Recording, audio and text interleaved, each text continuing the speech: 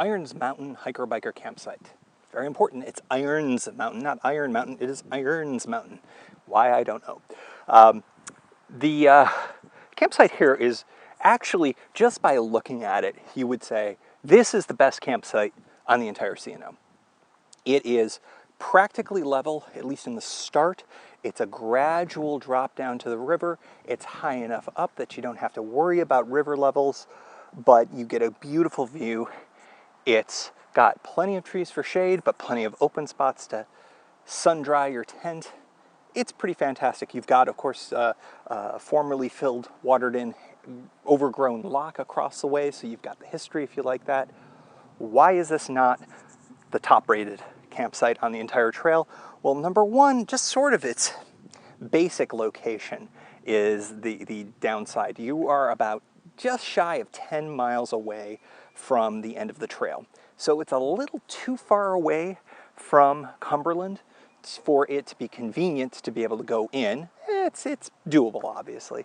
But more importantly, there is a major train line that CSX and Amtrak uses about 100 yards away from the edge of the campsite. And that makes for a giant racket. At times, the CSX lines will park all the way out this direction, or at least will be stalled all the way out in this direction, waiting for either signal changes or just kind of waiting for reasons I'm kind of unclear on. However, what that creates is a ton of racket, particularly at night. And unless you've got earplugs in, this is a tough one to get a good night's sleep.